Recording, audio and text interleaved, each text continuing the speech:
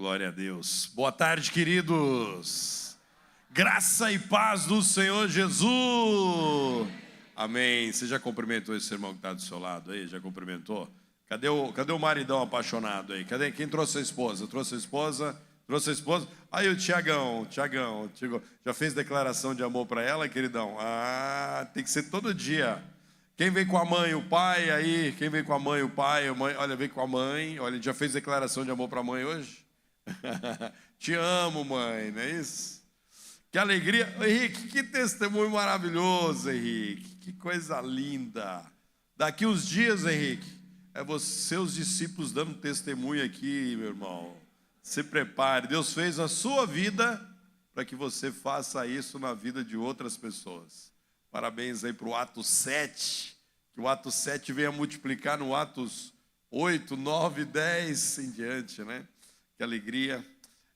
O pastor pediu para me apresentar, meu irmão. Meu maior título que eu quero ser servo de Jesus. Tá bom demais. Estava perdido, no lamaçal do pecado, e Jesus me resgata, me perdoa, escreve meu nome no livro da vida. O Espírito Santo vem habitar em mim, me dá a palavra dele, me dá a oportunidade de trabalhar no reino dele, meu irmão. Então, eu quero só apenas ser servo desse Deus maravilhoso. Toda a glória, toda a honra seja dada exclusivamente ao nosso Deus. Amém? Eu sou casado com a Tânia. Se você segue aí as nossas mídias sociais, você vai ver, desculpe o maridão apaixonado, desculpe o Tiago aí, o Henrique, mas eu sou casado com a morena mais linda da galáxia, irmão. Eu não sabia que tinha morena de olhos verdes. Aí quando eu vi a morena de olhos verdes, eu falei, uau, existe esse tipo de gente com olhos verdes, morena ainda. Eu falei, vou casar com ela, mas ela me segurou, Benilda, muito tempo. Fugiu, durante 4 anos, que ela insistindo. Aí aos 16 anos eu comecei a namorar com ela. Nós somos casados, temos 2 filhos, o Lucas e a Tayane. Moramos em Campinas, ali perto da cidade de São Paulo. Com muita alegria estar aqui. Eu me sinto quase em casa, porque aqui é o estado do meu pai. Então meu pai nasceu em Pernambuco, morou em Pernambuco até os 6 anos de idade. Meu pai nasceu aqui ao lado, né? Quantos quilômetros? 30 quilômetros aqui, Gravatá, né? 30 quilômetros daqui. Então meu pai nasceu lá e com 6 anos foi para São Paulo. E com muita alegria voltar aqui. Já tinha vindo aqui em Vitória de Santo Antão. Está tendo uma microfonia ou é impressão minha? É instrumento? Deve ser algum instrumento. Obrigado, Bruno. Aí, queridão. Obrigado. E nós somos seus missionários de missões nacionais. Oi. Queridão. Som. Fica com esse mesmo? Beleza. Se puder jogar para nós aí, queridão. Opa. Som. Ok. Podemos? Somos seus missionários, missões nacionais. Segunda-feira, quero fazer um convite muito especial para você, 19 horas, no YouTube de Missões Nacionais, nós vamos ter o lançamento da campanha de Missões Nacionais 2026, Minha Pátria para Cristo, começando de Vitória. Começando daqui, irmãos, nós vamos ganhar o Brasil para Jesus, amém? Eu creio nisso, irmãos, eu creio. Talvez você fale assim, mas não vou ganhar o Brasil sozinho. Não, irmãos, há muito crente, há muitas denominações, mas a nossa parte nós precisamos fazer. E eu trago um abraço aqui de mais de 1.100 missionários, Júlia, espalhados pelo Brasil, de missões nacionais. Trago um abraço para o pastor Fabrício Freitas, nosso diretor de missões nacionais. E o pastor Fernando Brandão também falou assim, manda um abraço lá para o povo, nosso diretor executivo da CBB. Manda um abraço para os pastores e com muita alegria nós estamos hoje aqui. Quem veio ontem à noite?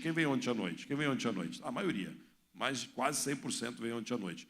O que mais Deus falou com você ontem à noite? Quero ouvir vocês um pouquinho, pelo menos um minuto. O que Deus mais falou com você? Uma palavra, uma frase? Deus falou, fala, queridão.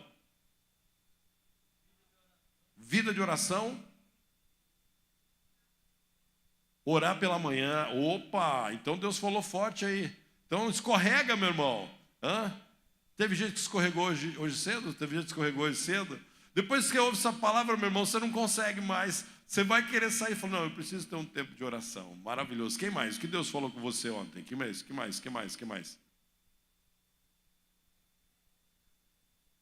Amar Cristo. Amor por Cristo deve ferver no coração. Uau, irmão, pô, olha aí. Sensacional. Meu Deus. Fala, Jeová. O que mais que Deus falou? O que mais que Deus falou? O que mais? Quero ver mais um testemunho. Fala, Bruno.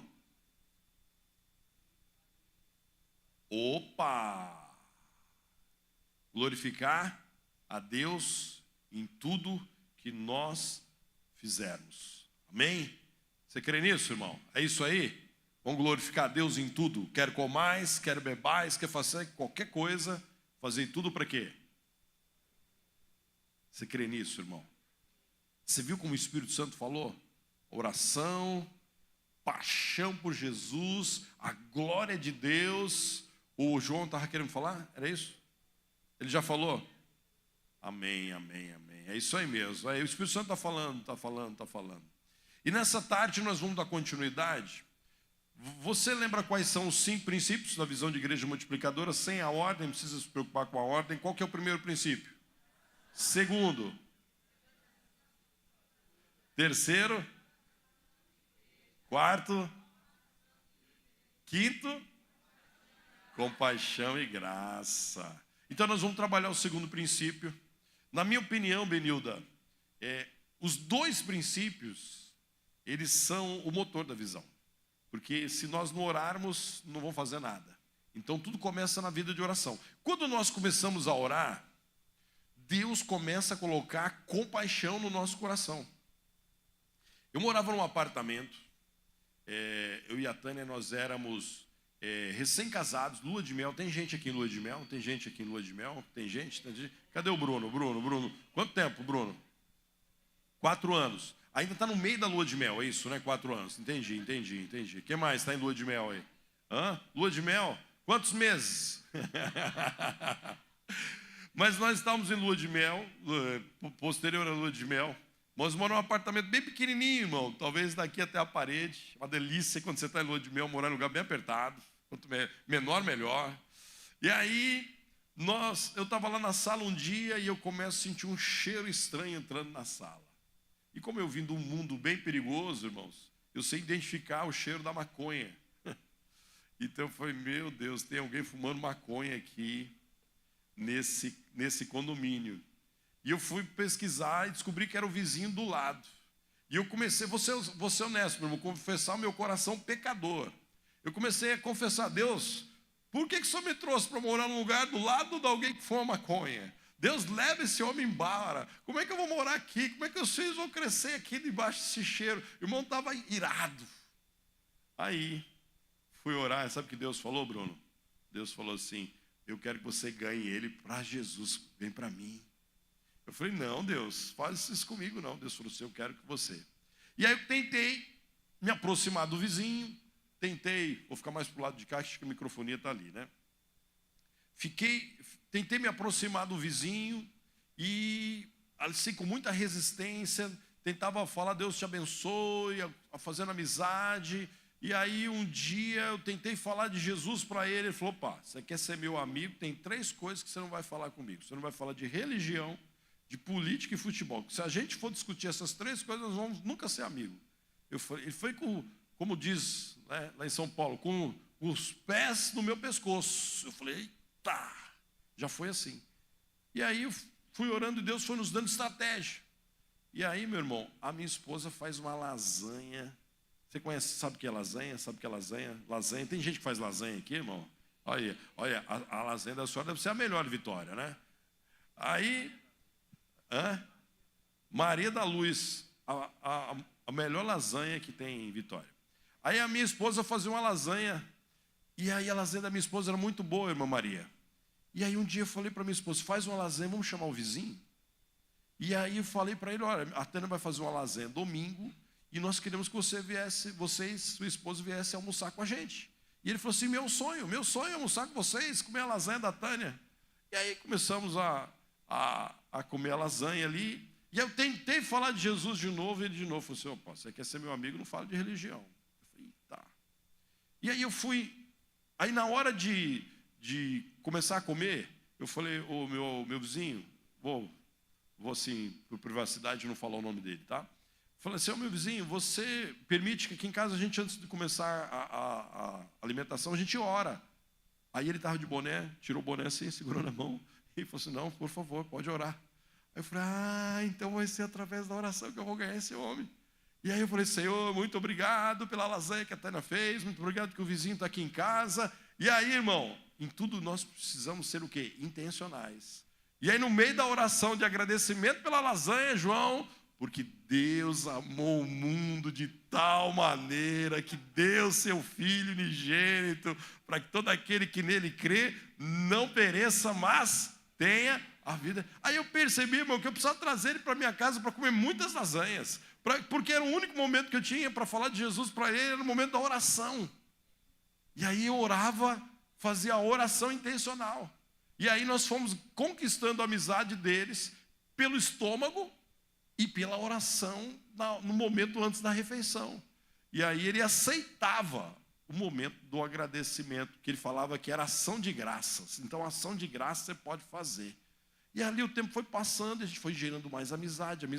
Os filhos deles nasceram, os nossos também, tivemos que sair do apartamento, morávamos relativamente próximos, e um dia o carro dele quebra. E aí ele me liga e fala assim, William, meu carro quebrou, está na oficina. Nossos filhos estudavam no mesmo colégio. Você não tem como levar os meus filhos no colégio, e aí, se o carro não ficar pronto à tarde, você tem como levar eles em casa? Eu falei, meu sonho, amigo, pode deixar. Se o carro não ficar pronto, você me avisa que eu levo os meninos em casa. Não deu outra, o carro não ficou pronto. Meu irmão, Deus vai cuidando de tudo. Deus, até quando está quebrando o carro, Deus está trabalhando no coração das pessoas. E aí, eu fui levar os meninos dele em casa, toquei a campainha, ele foi lá receber, e estava muito constrangido. Puxa, William, estou muito constrangido. Você levou os meus meninos para o colégio, agora trouxe de volta. E ele falou assim, você é um crente diferente. Eu falei, opa! Eu comecei a ficar atento naquela conversa. Eu falei assim, como assim um crente diferente? Os crentes que eu conheço só querem me levar para a igreja. Os crentes que eu conheço, eles só querem pregar a Bíblia, mas não querem me servir. São tudo deixa eu censurado aqui. Eu falei, meu irmão, eu assim, tento me esforçar para ser um discípulo de Jesus. Aí ele falou assim, você não quer entrar aqui em casa? Eu falei, meu sonho é entrar na sua casa. E ele grita lá do portão, bem, a esposa dele chamava de bem, faz uma pipoca que o William vai entrar. E aí, enquanto a esposa dele estava fazendo uma pipoca, nós estamos lá na sala dele conversando. E aí, irmão, depois de muitos anos, 5, 6 anos, mais ou menos, acho que a minha filha devia estar no primeiro ano ou no pré, de 5 a 6 anos de idade. Isso já fazia mais de 5 anos. Foi a primeira vez em 5 anos que na sala dele, ele olhou para mim e falou assim, William, eu quero te agradecer do fundo do meu coração que você fez hoje, pelos meus filhos, por mim, mas deixa eu te fazer uma pergunta. Você sempre foi assim, um cara legal? Aí foi a primeira vez em 5 anos que ele deu abertura de eu contar sobre a minha vida. E aí eu pude falar, olha, meu amigo, não, minha vida antes de conhecer Jesus, eu quase morri. Fui contando, testemunho. Aí tive uma experiência com Jesus. Jesus mudou meu coração, eu era muito nervoso, irritado, eu era uma pessoa violenta. E aí Jesus me libertou, Jesus me curou, Jesus colocou paz no meu coração. E agora eu procuro viver para as pessoas, servir as pessoas, aquilo que Jesus fez na minha vida. E quando eu falei isso para ele, que Jesus tinha me curado, Jesus tinha me libertado, irmão, ele deve ter 1,90 m de altura. Ele se ajoelha na sala dele e começa a gritar e falar assim, Deus, se o Senhor existe, faz na minha vida o que o Senhor fez na vida do William. Aí começou a confessar pecado, irmão. Confessou o consumo de drogas. Começou a confessar. Meu irmão, não fiz apelo. Eu não fiz apelo. Eu não falei para ele assim, meu irmão, você não quer, repita essa oração comigo. Não fiz. Ele sozinho. Eu acho não, quase convicção que eu nunca tinha entrado numa igreja evangélica. Ele nunca tinha entrado. Eu acho que ele nunca tinha sido evangelizado por ninguém. E aí ele se prostra ali na casa dele, começa a chorar, urrar e gritar: eu preciso de Deus. E ali, meu irmão, começa a orar por ele. E depois que ele faz essa oração, esse grito de desespero, eu faço uma oração dele entregar a vida para Jesus. E para a honra e glória exclusiva do nosso Deus, naquela noite, ele aceitou Jesus e foi liberto das drogas, que ele nunca mais consumiu nenhum tipo de droga. Louvado seja o nome do Senhor. A evangelização que nós estamos falando, irmão, a evangelização que nós queremos falar nessa tarde, é sobre a evangelização discipuladora, onde eu evangelizo a pessoa, mas eu continuo cuidando dela. E ali, meu irmão, eu continuo acompanhando ele, como o Henrique testemunhou aqui, fiz um curso de discipulado, preparando ele para o batismo, e eu tive a oportunidade, meu irmão, de estar ali no batismo do meu vizinho. E a hora que ele termina o batismo, meu irmão, ele me abraça, me agradece, e fala: William, aonde que tem um seminário teológico aqui? Porque eu quero fazer teologia. Eu falei: o quê? Você converteu onde? Você quer fazer teologia? Eu quero conhecer mais da palavra. Eu falei: tem um seminário lá perto de sua casa. Ele falou: meu sonho. 4 anos, irmão. 4 anos, Tiago. Presencial, segunda a sexta, 4 anos. Patinou muito, porque ele não tinha muito conhecimento bíblico, pedia ajuda direto. Fazia EBD no domingo e durante a semana ele ia para a escola bíblica, para o seminário. Era escola bíblica e seminário, escola bíblica e seminário. Terminou os 4 anos, ele manda mensagem: William, é a minha formatura. E lá na formatura dele, meu irmão, estava lá no dia que ele pegou aquele cap assim, jogou para cima. Eu celebrei o nome do Senhor Jesus. Vale a pena investir, meu irmão, nas pessoas que Deus tem colocado no teu caminho. Muitas vezes não é no nosso tempo. Muitas vezes nós queremos que as pessoas se convertam assim. Esse final de semana, com o meu vizinho, meu irmão, demorou mais de 5 anos. Mas nós continuamos orando, evangelizando e discipulando, evangelizando. Esse é o grande segredo. E hoje, meu irmão, ele é um dos pastores lá da cidade de Campo Grande. Então, isso é esse testemunho que eu conto para você, para ilustrar como é que nós estamos chamando dessa evangelização discipuladora. Essa evangelização discipuladora, ela é proposta principalmente, não exclusivamente, mas principalmente para os nossos amigos e parentes.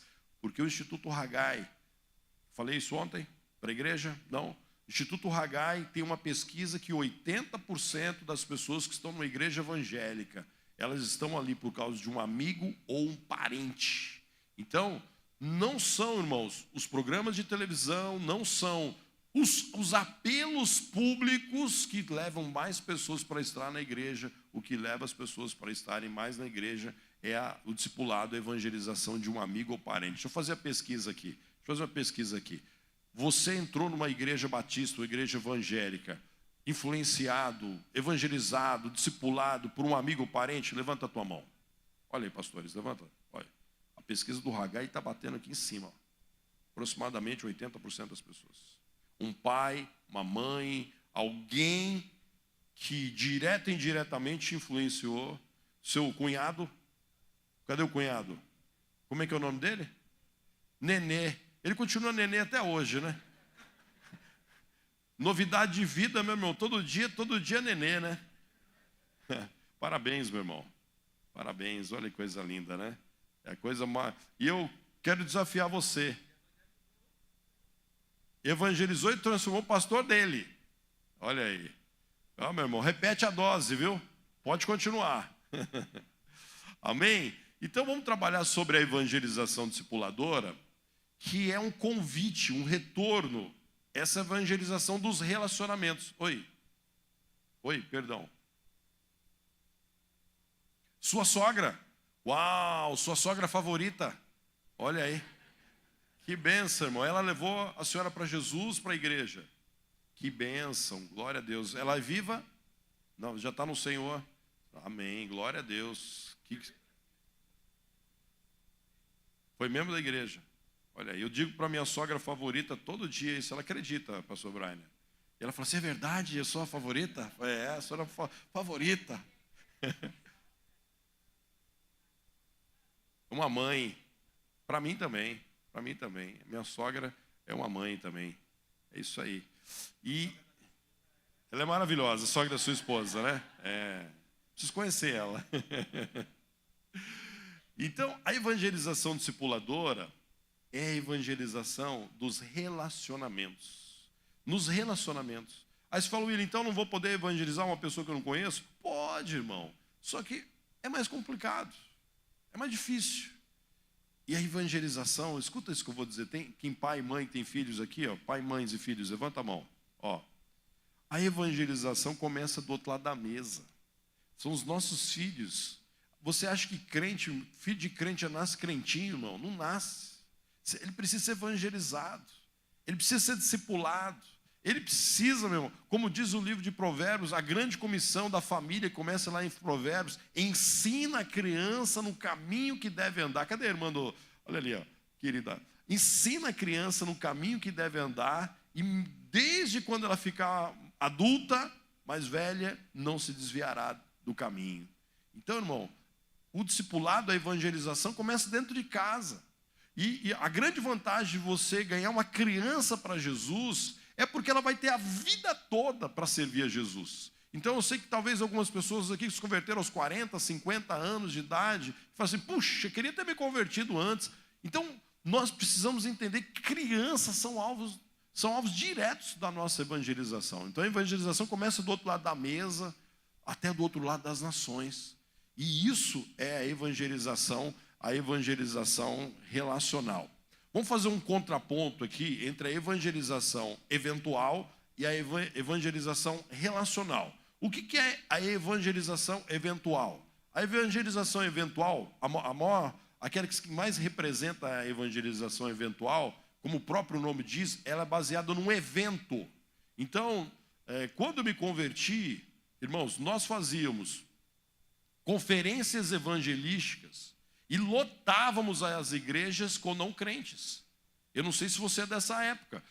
Quase todas as igrejas batistas faziam uma conferência evangelística e nós lotávamos de não crentes. Se hoje, irmãos, nós fizermos uma conferência evangelística, tem igreja que passa apertado.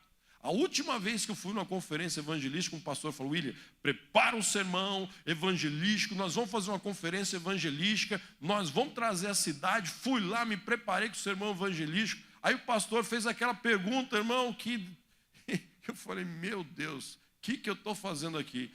Cadê os nossos visitantes? E ele foi olhando, conferência evangelística.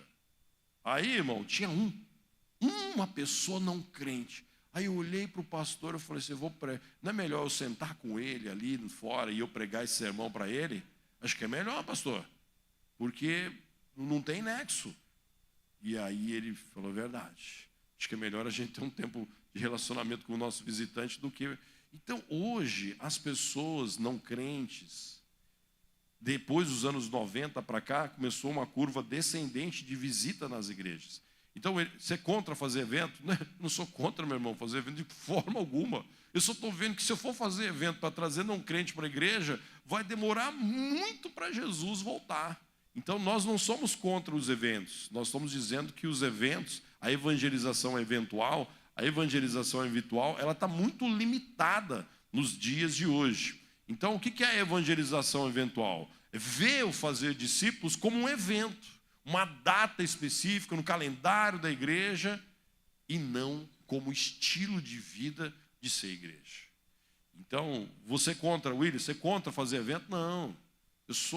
O meu problema não é fazer evento. O meu problema é quando fazer discípulos não é o estilo de vida da igreja. Aí que está o problema. O problema não está no evento. O problema é que nós trocamos o estilo de vida de fazer discípulos pelos eventos. Nós trocamos, irmão, as programações pela evangelização durante a semana dos nossos amigos e dos nossos parentes. E aí nós achamos que os eventos vão resolver o problema da igreja. E quando mais evento a gente faz, menos a gente resolve o problema da cidade. Então, irmão, o grande segredo aqui é viver o discipulado como estilo de vida. E aí eu posso fazer evento. E não o contrário. Eu preciso viver o discipulado como estilo de vida, a evangelização discipuladora como estilo de vida, e aí eu vou trazer as pessoas que eu estou evangelizando para os eventos específicos. Aí funciona. Agora, se você for só convidar a pessoa para vir para o culto, uma programação, você vai ter dificuldade. Inclusive no PGM, Thiago. Porque se eu primeiro só convidar a pessoa para ir para o PGM, como nós falamos ontem, com base no livro... Quem ganhou o livro aqui do 8 Hábitos? Quem ganhou o livro do 8 Hábitos? Aqui, alguém veio aqui na frente e ganhou o livro do 8 Hábitos de um líder eficaz. Uma irmã, aí, ó. Nesse livro aí, irmã, tá, um dos hábitos é o convite. E o pastor Dave ele dá um percentual muito baixo de convite, não é para culto, é para pequeno grupo. Então, é um processo complexo. Então, se as pessoas não estão indo no templo, se as pessoas não estão indo no próprio pequeno grupo, eu preciso ir aonde essas pessoas estão. Eu preciso viver esse discipulado como um estilo de vida. A evangelização eventual veio fazer discípulos como apenas uma das atividades da igreja e não a atividade essencial. Quais são as duas missões principais da igreja que nós vimos ontem? Qual foi? A primeira, qual que é? A primeira, a glória de Deus, certo? E a segunda, cumprir a grande comissão que é fazer discípulos. Quando a igreja não vive como prioridade esses dois propósitos, a igreja deixa de cumprir o papel essencial dela.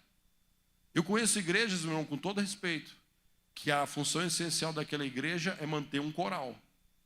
Então a igreja só vive em função do coral. Eu conheço igrejas, meu irmão, que o foco delas é simplesmente ter um encontro de casais. Eu conheço igrejas que o foco dela, tudo é voltado, meu irmão, para um show que eles fazem uma vez por ano. Então, não fica bravo comigo não, mas olha aqui para mim. O que Jesus mandou a gente fazer? Show. Aí você falou, você é contra show? Não, já vi muita gente se converter em show. O problema é quando eu troco a vida discipular pelo programa. E não uso o programa para acelerar a vida discipular. O programa nos anos 80, ele servia como um acelerador da vida dos crentes. E aí o programa acelerava bastante. Aí nós trocamos a vida discipular por programas. E há igrejas, irmãos, que eles, segunda, domingo a domingo, é programa. Entra o programa, sai outro programa. E as pessoas se limitam a ser um crente daquela igreja, ele participar dos programas. Mas com todo respeito, olha aqui para mim, fica bravo comigo não. Mas foi isso que Jesus mandou a gente fazer? Sinceridade. Eu não sou contra coral, não sou contra show, meu irmão. Eu não sou contra programação. Mas quando eu abro mão daquilo que Jesus mandou fazer, para que eu priorize programas, aí eu estou deixando de cumprir aquilo que Jesus mandou a igreja fazer. Aí que está o problema. Então, fazer discípulos, ele vê como não é uma atividade essencial. Normalmente acontece no templo e ela é oposta da evangelização relacional. Vamos continuar falando um pouquinho sobre a evangelização eventual? Pode passar todas aí, queridão. Pode passar todas. Aí. Eu tenho um amigo muito querido, pastor de uma igreja, que ele leva muito a sério a exposição das Escrituras. Então ele ora e fala assim, Deus fala comigo, que eu vou falar isso. E a maioria dos pastores é assim, irmão. Só que aquele lá era muito sério. Leva muito a sério isso. E Deus falou com ele claramente que ele tinha que pregar em Malaquias, no texto do dízimo. E ele passou a semana toda orando, Senhor, é um tema difícil, me ajuda a pregar sobre o dízimo. E foi preparou aquele sermão, estava animado para preparar o sermão. E aí ele chega na igreja, minutos antes de começar o culto, uma irmãzinha muito querida, uma senhora entra lá, abraça o pastor, fala assim, pastor, bom dia, pastor, quero apresentar minha amiga aqui, pastor, olha aqui minha amiga, minha vizinha, pastor, olha, prega bem hoje, porque ela não gosta muito de crente não. E ela está vindo na igreja assim, com o pé atrás. E pastor, pelo amor de Deus, não fala de dinheiro hoje. E aí, irmão, como é que faz? Ele passou a semana toda orando, buscando de Deus, Deus confirmou, preparou um sermão para pregar sobre o dízimo. Aí ele traz uma visitante e fala assim: pastor, só hoje, pastor, não fala nada de dinheiro. E aí, irmão, o que você faria? O que você faria, irmão? Fazer o quê, pastor Brian? Pregar o texto que Deus direcionou. Ele fez exatamente isso. A irmã sentada ali, querida, ela estava assim, ó, querendo, se ela pudesse, irmão, ela matava o pastor dela. E ele pregou o dízimo, pregou sobre o dízimo, fez apelo para dizimistas. E aí, irmão, terminou o sermão e ele falou assim: e há alguém aqui que quer entregar a vida para Jesus para ser um dizimista? Quem que levantou a mão? A vizinha. Aí a vizinha falou: como um negócio desse? Como que pode fazer uma situação dessa? E ela foi lá na frente, entrega a vida para Jesus, e ela foi perguntar: vizinha, mas você não conseguia nem ouvir falar sobre dinheiro na igreja? Não, minha amiga, seu pastor explicou na Bíblia o que é ver. Agora eu entendi, compreendi perfeitamente, não tem mais nenhuma dificuldade de ser dizimista. Agora eu sou crente e quero ser dizimista também. Então, a evangelização, irmão, eventual, ela cai em algumas situações hoje que as pessoas estão vivendo, que fica bem complexo o processo. Então a evangelização eventual geralmente acontece em uma data específica, um local específico, centralizado em uma pessoa específica, um pregador, um evangelista, e a responsabilidade dos crentes se resume a fazer o quê, irmão? A levar quem? Agora deixa eu fazer uma pergunta. Não aqui na PIB, nem na sua igreja, que você é daqui de outra igreja, mas nas outras igrejas aí você vê os crentes levando visitante da igreja, irmão? Comum isso? As pessoas lotam um carro de visitante lá para levar para a igreja, irmão, hoje? Sinceramente, está acontecendo isso? Não. Já parou isso, ó, há muito tempo. Quando eu era criança, na igreja do meu pai, lá em São Paulo, era comum as pessoas levarem os visitantes, mas isso foi diminuindo e hoje praticamente as pessoas não trazem mais visitantes para a igreja. Então o processo é muito mais complexo. Então a evangelização eventual, ela bate de frente com a evangelização relacional. A evangelização relacional, que compreende que fazer discípulos, é o que, irmão? Repita aí comigo, Eu quero que você leia de novo. A evangelização relacional compreende que fazer discípulos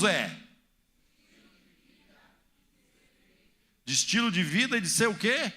Igreja. A igreja do Senhor Jesus, meu irmão, ela existe para cumprir a missão de Deus. A igreja do Senhor Jesus não tem uma missão própria. A missão dela é cumprir a grande comissão. E nós precisamos entender isso. O meu ministério, o meu PGM, a minha igreja, irmão, ela de fato, ela existe para glorificar o nome do Senhor e para fazer discípulos. Então, irmão, nós precisamos entender que aonde você estiver, você pode ser um instrumento de Deus para fazer discípulos. Antes do Ministério Tempo Integral, estava falando com os pastores, eu trabalhei numa multinacional. E naquela multinacional tinha o tal dos 15 minutos do cafezinho. Então era mais ou menos assim, um sindicato falou assim: no horário do trabalho, 15 minutos você tem que parar. Então chegava o horário lá, tem um termo técnico que eu não lembro mais. Se tem algum terapeuta aqui, me ajude. Um termo quando você para cumprir um horário específico. Então, vocês sabem o que eu estou dizendo, né? E aí, os meus amigos do trabalho, a gente ia lá no lugar de tomar café. E aí eu comecei a gerar relacionamento com eles. Relacionamento. E aí fui fazendo amizades. E aí, irmão, eu comecei as pessoas começaram a abrir o coração falando das dificuldades.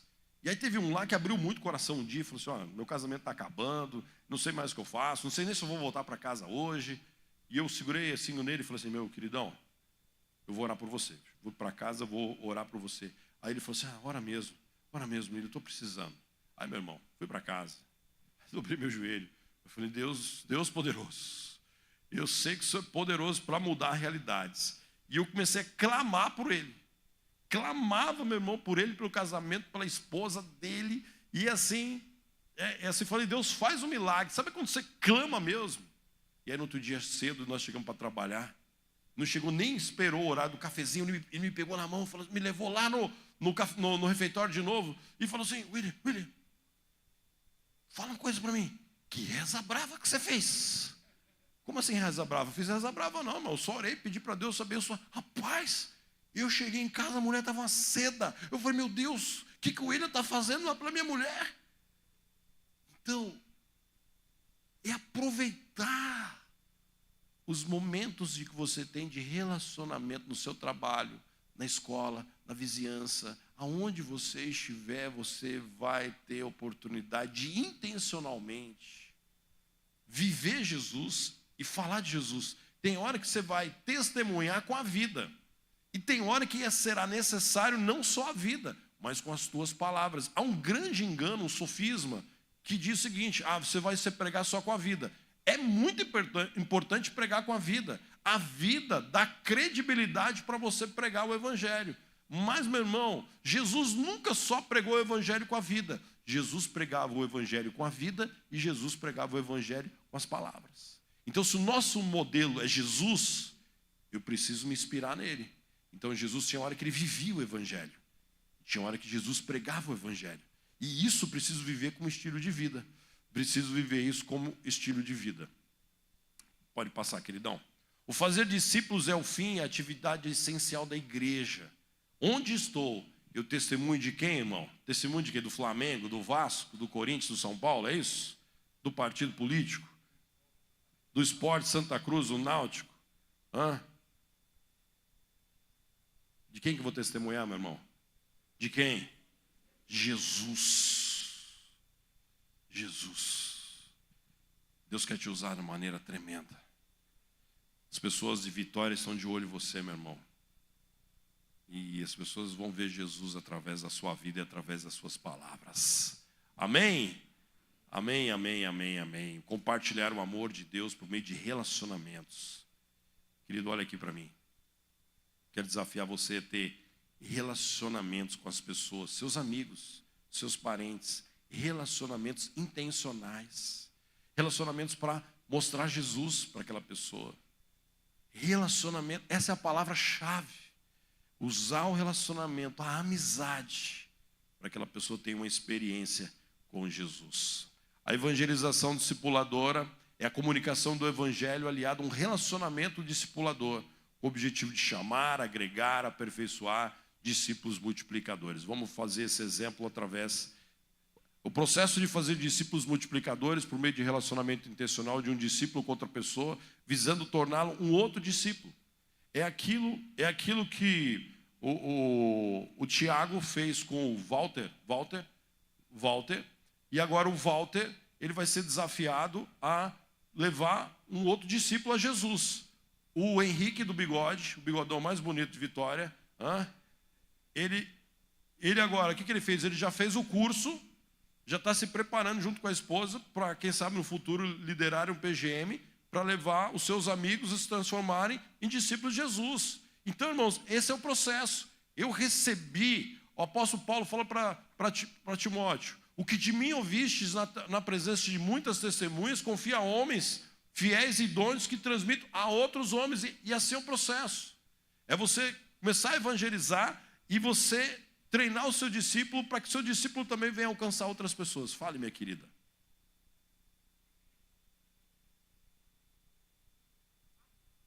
Sim, discípulos anônimos.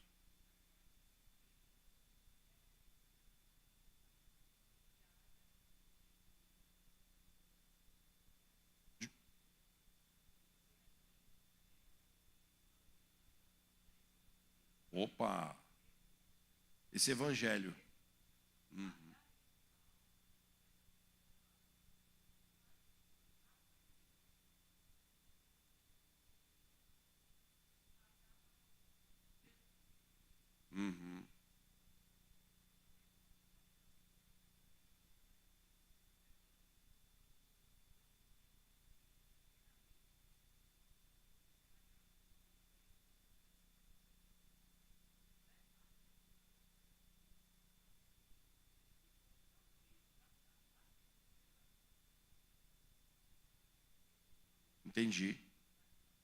Entendi.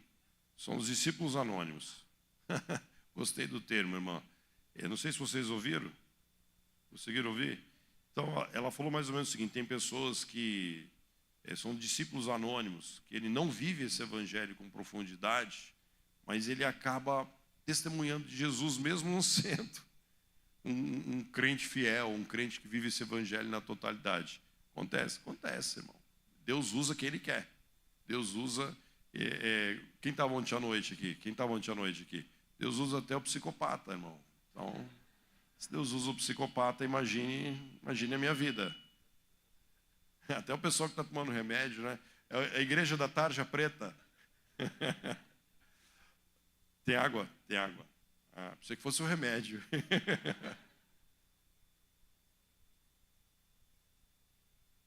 Pastor Brainer, vem aqui na frente.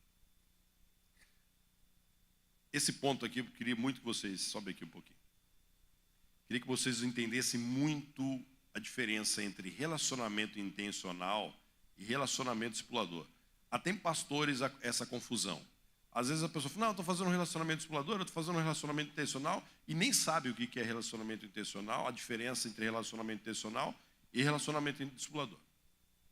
Vamos supor que o pastor Brainer, nós trabalhamos juntos, lá no mesmo trabalho que eu estava falando ali, e ele é um daqueles que vai tomar café comigo. Ele não tem Jesus ainda, é o exemplo, tá, irmãos? Ele não tem Jesus ainda. Então eu estou gerando uma amizade com ele, eu estou falando de Jesus para ele.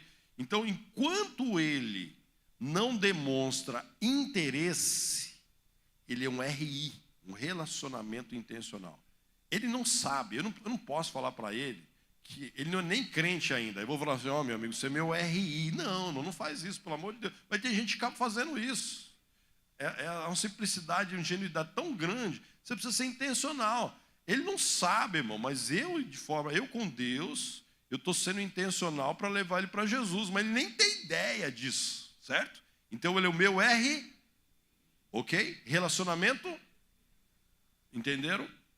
A partir do momento que o pastor Brainer, que agora aqui é só o Maurição, né? Tem o Mauricinho e o Maurição, né? O Maurição, ele começa a demonstrar interesse. Ele fala assim, William, rapaz, isso que você está falando para mim está fazendo sentido. Ele pode falar assim, você não pode orar por mim?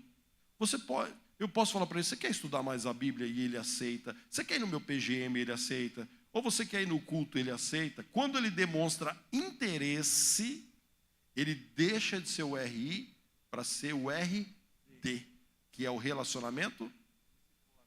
Qual que é a linha divisória? Interesse.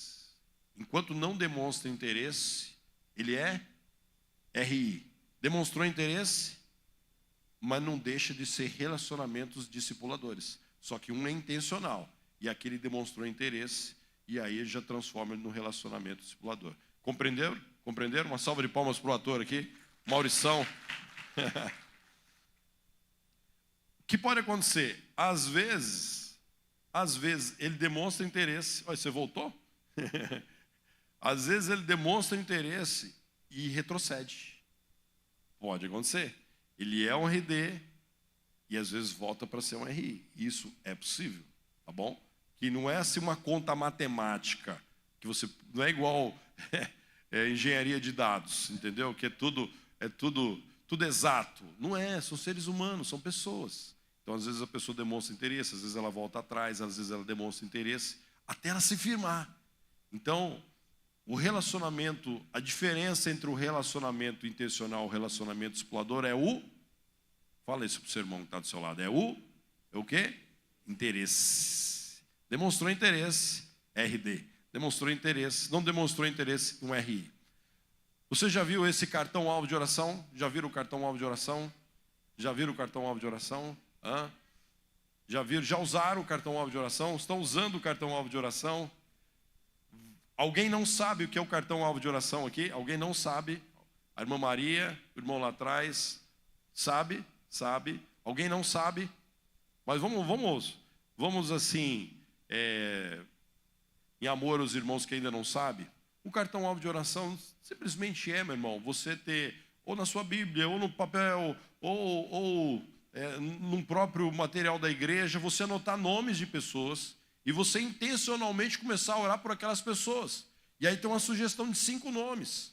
Então, irmãos, eu vou falar para vocês com convicção absoluta. Isso funciona e funciona muito. Eu já vi pessoas assim, altamente resistentes ao Evangelho, e pessoas começaram a orar, a clamar a Deus, e essas pessoas vão se abrindo ao Evangelho e hoje são crentes no Senhor Jesus. Então, irmão, eu quero desafiar você a orar por não crentes, a orar por aquelas pessoas afastadas do seu relacionamento. Agora, deixa eu te dar uma dica muito importante. Peça para que Deus, o Espírito Santo, mostre quem são essas pessoas. Porque às vezes você está orando por pessoas que Deus ainda não está trabalhando na vida dela, e outras pessoas que Deus já está trabalhando e a gente não está orando, está entendendo? Não é porque Deus tem filhos prediletos, é que Deus tem um tempo de agir mais profundamente na vida das pessoas. Aí eu preciso ter discernimento espiritual, Henrique, para saber quem Deus quer alcançar mais cedo, mais rápido. Está entendendo? Faz sentido isso para você, irmão? Sabe por quê? Nós somos seres humanos. E quando você começa a orar, e você não vê resultado nenhum, fala, esse negócio de cartão-alvo não funciona. Mas também você só está orando para as pessoas mais difíceis da face da terra, irmão. Então, dentro dessas pessoas mais difíceis, escolha algumas que o Espírito Santo está te mostrando, aquelas pessoas mais acessíveis ao Evangelho. Então, isso vai te animar mais. E você fala, orientando os seus liderados a fazer isso, você vai animar mais as outras pessoas. Agora, tem algumas pessoas que não podem sair da nossa lista.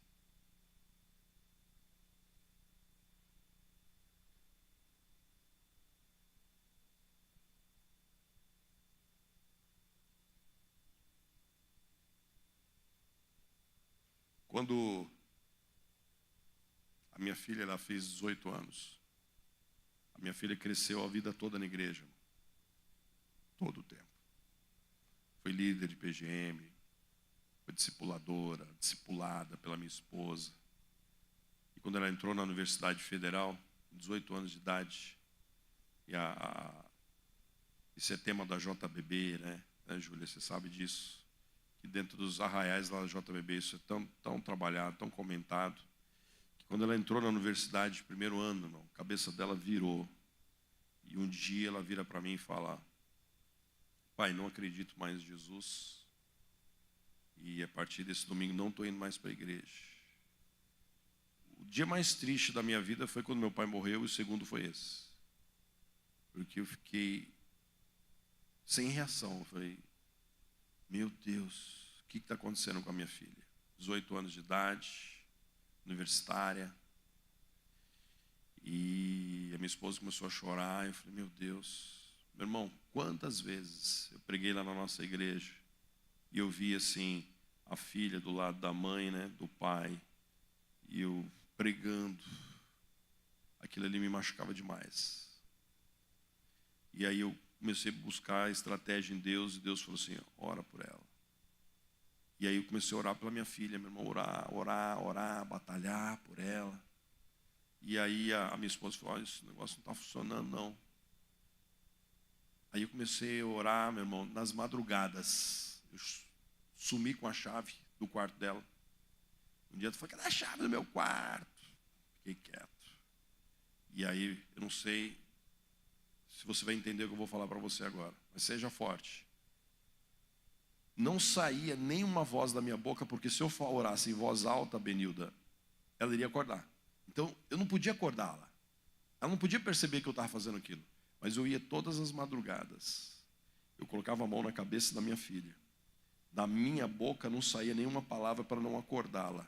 Mas o meu coração gritava. Mais ou menos assim. Aí ela dava uma mexidinha, eu dava a volta na cama e clamava, irmão. E aí Deus falou assim, jejua por ela. Comecei a jejuar, emagreci muito, acho que eu preciso voltar a fazer jejum, Henrique. E aí, irmão, isso foram anos, mais de um ano. E aí um dia, num sábado, meu irmão, a palavra de Deus fala que as coisas de Deus acontecem de repente. num sábado à tarde como hoje. Eu estava sentado na sala com a minha esposa, conversando. Ela, minha filha, muito carinhosa, sentou lá no nosso lado, segurou na minha mão, segurou na mão da minha esposa. Eu falei, o que foi, Tayane? Ela falou assim, pai, amanhã eu estou voltando para a igreja. Jesus Cristo é o meu Senhor e meu Salvador. Louvado, exaltado seja o nome do Senhor. Eu creio nisso, irmão. Eu creio que há um poder na oração. Eu creio que a oração é a semente invisível da colheita. Eu creio, meu irmão, que a oração invadiu o sobrenatural e resgatamos pessoas no mundo espiritual antes mesmo de evangelizarmos. Então eu quero desafiar você, talvez você tenha uma filha, um filho, um pai, uma mãe, um parente, uma pessoa muito querida. Não desista de orar por elas. Clame. A palavra do Senhor diz, clama a mim e responder-te-ei. Anunciar-te-ei coisas grandes e ocultas que ainda não sabes. Então, meu irmão, não desista. Não desista, meu irmão, porque o pastor Sammy Tippett diz que a evangelização, a oração chega antes da evangelização no coração das pessoas. Então eu creio nisso. Eu creio no cartão alvo de oração. Eu creio, meu irmão, que aqui uma sugestão de um passo a passo, escreve os nomes das pessoas. Assim comece a orar, diga a essa pessoa que você está orando por ela. Depois de alguns dias, pergunte a essa pessoa se ela tem algum pedido de oração. E quinto passo, convide essa pessoa para um momento de comunhão. Aproveite a oportunidade para compartilhar o evangelho. E havendo interesse, lembra do interesse? Inicie um RD. Sexto passo, convide as pessoas para um pequeno grupo, se tiver na sua igreja. Se não tiver um pequeno grupo na sua igreja ainda, convide para o culto. E se a pessoa não quiser, continue orando. Não desista de orar pelas pessoas. Amém? Amém, irmão? Você crê nisso? Eu creio, meu irmão, que a palavra de Deus diz que Jesus Cristo, o nosso intercessor, Ele está continuamente ao lado do Pai. Quando você ora, Jesus está ali intercedendo por você. E além de Jesus, o Espírito Santo intercede por nós com gemidos inexprimíveis, porque nós não sabemos orar como convém. E a oração que o céu mais quer ouvir, irmão, é a oração por nomes de pessoas que ainda não conhecem o amor do Salvador. Essa é a oração que o céu está aguardando. Com todo respeito, irmão, o céu não está aguardando, queridão. Ah, Senhor, eu quero passar um concurso. Amém, irmão. Deus vai resolver para você, fica tranquilo, Deus vai te atender. Ah, Senhor, eu preciso pagar uma conta. Deus vai atender você nos seus pedidos, irmão. Deus vai. Esse Deus maravilhoso, meu irmão, Ele vai te dar tudo aquilo que você precisa. Tudo que você precisa para a glória dele, Ele vai te dar. No tempo certo, Ele vai te dar. Aquilo que como o Tiago diz, que aquilo que é para os seus deleites, Ele não vai dar. Entendeu? Mas aquilo que você precisa, é a oração do Pai Nosso nos ensina isso. Senhor, dá-nos o pão nosso de cada dia. O que o pão nosso representa? As coisas mais necessárias. Então, as coisas mais necessárias, Ele vai dar. Só que o céu, meu irmão, está aguardando o nome de pessoas. Nome de pessoas. Nome de pessoas. De vidas. E eu quero desafiar você a pegar seu celular, como o pastor disse, só nesse momento. Eu queria que você orasse agora por uma pessoa. Você orasse por ela agora, depois mandasse uma mensagem para ela. Deus vai falar para você o que você deve escrever para ela. Talvez você vai escrever para ela assim, Jesus te ama. Talvez você vai escrever para ela assim, olha, estou orando por você agora. Mas eu gostaria que você lembrasse de alguém. Lembrasse de alguém agora, alguém que você vai orar por ela primeiro, antes de mandar a mensagem, ora por ela e depois você envia a mensagem. Eu quero te dar aí um minutinho para você orar por essa pessoa, colocar esse nome lá no céu agora. Esse nome dessa pessoa vai estar lá no céu, lá nas regiões celestiais. Coloca o nome dessa pessoa lá no trono, o nome dela. Como é que é o nome dela? Às vezes você fala assim, pode ser mais de um? Pode, não tem problema. Mas eu queria que você orasse por alguém agora. Quem que o Espírito Santo está te mostrando? Quem que o Espírito Santo está falando assim, ó, é essa pessoa. Então eu gostaria que você orasse primeiro, pegasse seu celular e mandasse uma mensagem para ela agora. Você pode fazer isso? Ou está difícil? É isso. Quero desafiar você a orar.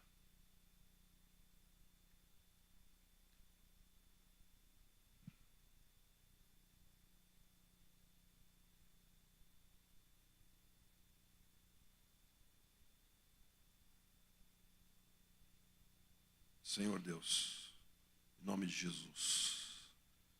Há pessoas aqui na cidade de Vitória, aqui no estado de Pernambuco, Pai, que não te conhecem, ou te conheceram parcialmente e estão afastados do caminho do Senhor.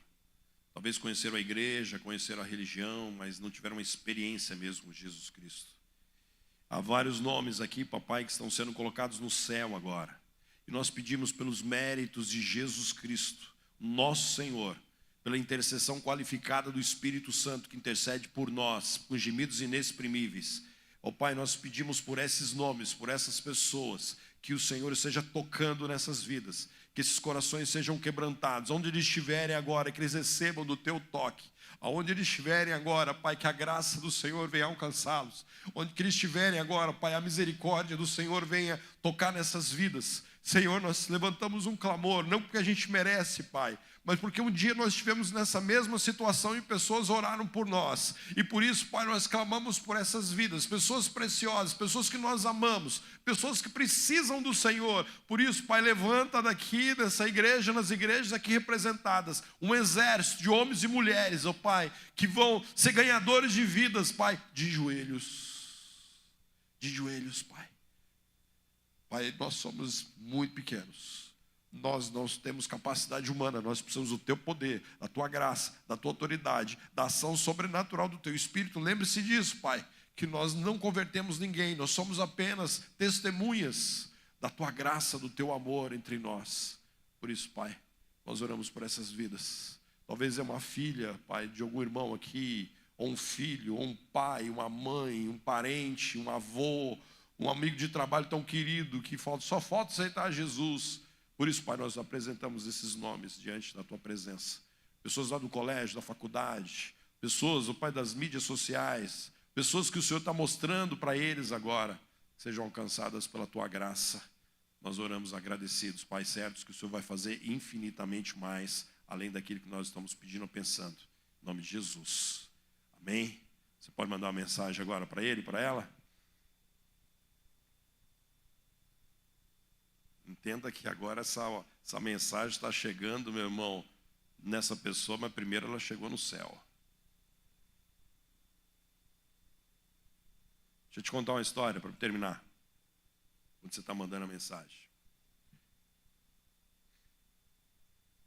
Meu pai era muito crente. Falei para os pastores ontem, pastor Adair, meu pai era ovelha do Isaltino Gomes. O Isaltino era o Isaltino Coelho Gomes. Isaltino Gomes Coelho Filho. Meu pai era Jonas Coelho. Então eles eram muito amigos porque não são parentes. Eles brincavam, mas não eram parentes. Meu pai era um homem de oração. Orava muito. Orava 3 vezes ao dia. De manhã, na hora do almoço, na hora de dormir, sempre meu pai estava orando.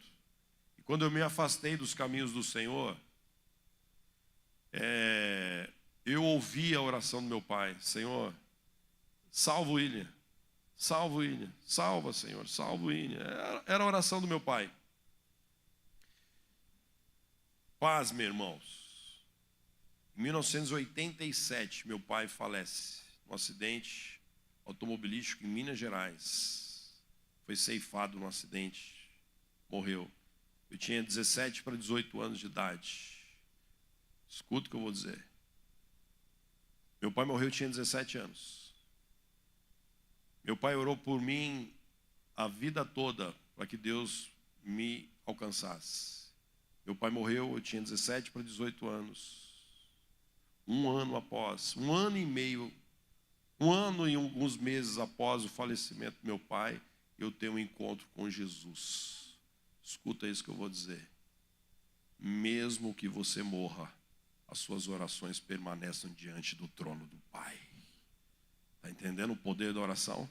Ele morreu, mas a oração continuou viva nas regiões celestiais até a hora que o Espírito Santo tocou no meu coração. Às vezes você está orando pessoas, talvez você não vai ver, Mas a oração está lá no trono.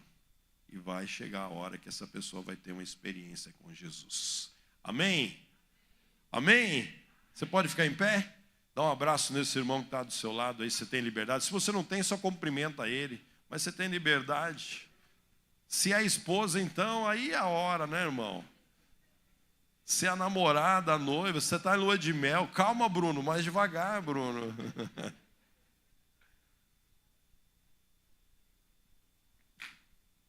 Vamos orar? Pastor Zondaí, acho que esse momento aqui é o momento que gostaria que o pastor Zão estivesse aqui orando. E eu gostaria que você colocasse a tua vida. Que não fique só hoje, tá, irmão? Que seja uma prática da tua vida. Você separe intencionalmente na tua agenda horários específicos para você orar para aquelas pessoas que ainda não têm Jesus. Pastor Adair, por gentileza, meu pastor. Amém. Louvado seja o nome do Senhor. As histórias, né, pastor William, também toca muito no nosso coração. São as histórias das nossas vidas. Eu sei que você tem pessoas que você, próximas, você gostaria que estivesse até aqui. Né? Pessoas que às vezes moram na sua casa, estão distantes de Jesus, não querem saber, mas vamos orar. A palavra de Deus diz que Deus é poderoso para fazer infinitamente mais daquilo que pedimos ou que pensamos. Mas o texto continua e diz assim: através do poder que opera em nós. Então você tem esse poder do Espírito Santo de orar. Deus tem falado muito ao meu coração. Espero que tenha falado ao seu também. Vamos orar. Nosso Deus e Pai, louvado seja o teu santo e poderoso nome, Deus. Tem falado tremendamente aos nossos corações nesta tarde. Não existia outro lugar melhor para estar do que estar na tua presença, Senhor. E os nossos corações, muitas vezes ansiosos, inquietos, sem saber muitas vezes o que fazer, o que falar. Mas como tua palavra diz, que devemos levar a ti todas as nossas preocupações e ansiedades, em oração, em súplicas, em pedidos que têm nome e endereço. Fale o nome, diga o lugar, e Deus vai operar maravilhosamente bem. Sabe que Ele é poderoso para fazer mais. E eu creio que pela oração, pelo poder da oração, na convicção de fé que temos em Cristo Jesus, o Senhor vai fazer o milagre acontecer, porque o Senhor é poderoso. Jesus Cristo é o mesmo ontem, hoje e eternamente. Precisamos sair daqui crentes e confiantes que aquelas pessoas a quais nós temos amor, carinho, que precisam conhecer e entregar a sua vida a Jesus, que precisamos orar, sem saber se vai ser amanhã ou depois de amanhã, não sei, mas Deus sabe. E no tempo certo, Deus vai fazer o milagre e essa pessoa vai voltar para Jesus Cristo. Ou essa pessoa vai entregar o seu coração a Jesus.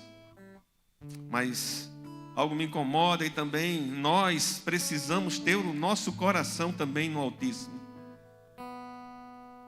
Se tem algo que impede, se tem algo que lhe afasta do relacionamento do Senhor, confesse, entrega ao Jesus, e Ele é o nosso advogado, fiel advogado, e Ele perdoa os nossos pecados, Ele sara as nossas feridas, Ele cura os nossos corações, e assim as nossas orações, como um justo, terão muito poder em seus efeitos. Precisamos confessar nossos pecados uns aos outros, precisamos levar ao trono da graça tudo aquilo que nos afasta, nos tira nossa intimidade, para que possamos, ó Pai, nessa intimidade contigo, saber qual é a tua vontade, que é boa, perfeita e agradável. Precisamos ser transformados para transformar, como diz o apóstolo Paulo. Se queremos transformar as pessoas, se queremos transformar o mundo, precisamos renovar a nossa mente, precisamos encher o nosso coração e que nossa fé esteja firmada na rocha do eterno, que é o Senhor e Salvador Jesus Cristo. Ó Senhor, Tu escuta o clamor do Teu povo e as orações que se faz aqui neste lugar, Pai eterno. Receba, Senhor. E eu tenho certeza que muitos aqui vão testemunhar daquilo que o Senhor vai fazer nas suas vidas e na vida das suas famílias, na sua igreja, na sua rua, na sua casa, na sua cidade. Que Jesus Cristo reine, porque Ele é o Rei eterno. Obrigado, Senhor, por esta tarde. Acalma os nossos corações, Pai, que nós possamos ter o foco em Ti e colocar tudo diante de Ti, porque sem Ti não podemos fazer nada. Obrigado, Senhor, por esta tarde. Louvado seja o Teu nome. Em nome de Jesus que nós oramos e todo o povo de Deus diz amém. Você tá?